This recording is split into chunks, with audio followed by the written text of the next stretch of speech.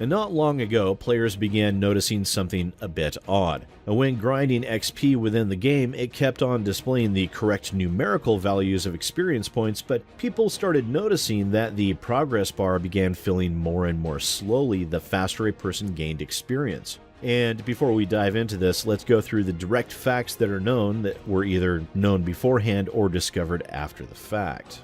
First, we must understand how leveling works within Destiny 2. Now, for levels 1 through 20, it's pretty standard fare. Experience points are earned through gameplay, and leveling increases one's abilities and stats until one reaches level 20. After that, the player level is tied directly to their power levels, that is based upon the gear that they are equipped with. A player still earns experience, and every 80,000 experience points, instead of gaining a level, a player earns what is called a bright engram, this game's name for loot boxes. And yes, this is every bit like it sounds, with the game's post-level 20 player progression tied to grinding and also to its loot box microtransaction system. The DLC that they put in front of us here is so bad that I struggle to find the will to log in a day after it was released. This product is just more of the same blandness that Destiny 2 was, only cranked up to be even more grindy, more repetitive, and more banal than ever before. And the lack of quality speaks to a commercial indifference that is for me a cardinal sin. I can forgive a bad game, but I can't forgive something that is so clearly phoned in and tone deaf and lazy. That is where I draw the line. At this point, We're Listening seems to be nothing more than a pedantic attempt to placate what's left of the player base. Hollow words and nothing more.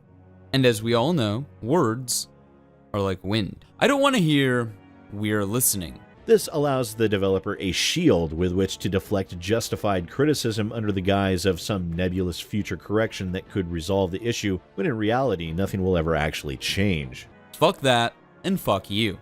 I want to hear "we're doing," and not in some vague, more to come, ethereal bullshit kind of way. I want a roadmap. I want bullet points. And under those bullet points, I want long, detailed explanations of what's going to change and why. And this again only serves to solidify the point that they want the grind. They want to keep bright engrams difficult to obtain through legitimate gameplay. These games do their best to steer you and guide you through just the right combination of boredom and frustration to push you into opening your wallets and pay out money as opposed to continuing to deal with the grind. I remember Bungie making a big deal about the need to remove our inventory from us when we went from Destiny 1 to Destiny 2. Everything is gone.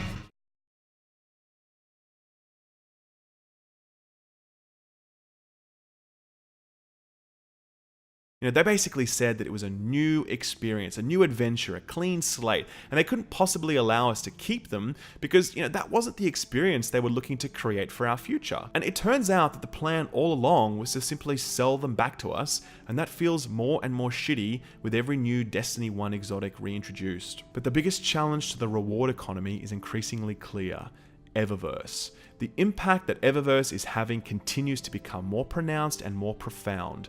50% of the new items in this expansion are locked behind Tessa's random loot boxes.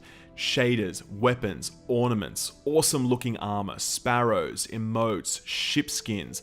All of it is loot box based now. Not content with releasing substandard content, Bungie decided to take pre-existing content within Destiny 2 and lock it behind the Curse of Osiris paywall. In several in-game missions called strikes, like Nightfall, the Inverted Spire, the ability to play the Prestige mode requires a player's power level to now be at 330, which is the new level cap within the game with the DLC package. This was an increase from the previous maximum power level of 305 for vanilla Destiny 2. What this meant was that players who did not own the DLC were no longer capable of playing these strikes. This also locked vanilla Destiny 2 players from being able to unlock one of the game's achievements called the Prestige, meaning that vanilla players would be unable to get a platinum trophy unless they bought the DLC.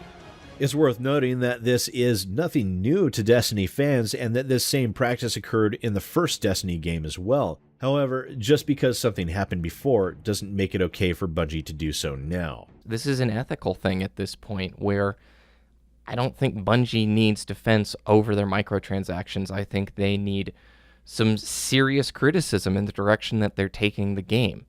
And that's really what's in like my heart when I'm getting kind of, passionate about this is I care about this community, and I want to make sure that, Destiny doesn't do predatory stuff. First, they release broken and buggy content. Second, profit as much as humanly possible while refusing to fix the problem. Third, wait until the community catches wind to what is going on. Fourth, release a statement where Bungie claims the problem is unacceptable and that they're listening to player feedback. And then lastly, they finally fix the issue, but they do so in such a way that further guarantees the continuation of the predatory monetization scheme implemented within the game. It is that deliberate reluctance to do anything that would even have the possibility to interrupt their recurring revenue monetizations Locked behind loot boxes. There's a fundamental structural change happening here in Destiny 2. There's an observable intent on the part of Bungie to push us towards the spend game, where the shit we want isn't available to us by known means, but is instead hidden away behind chance, and we can't speed up the process by any means except for paying for it with real money. This trajectory is clear to me now where it wasn't clear to me before, and in addition to the terrible narrative, level design, loot design, and economy design, loot boxes give me more than enough reason to look at the Destiny 2 experience as it currently exists and as it's likely to exist in the future and say, yep, no thank you.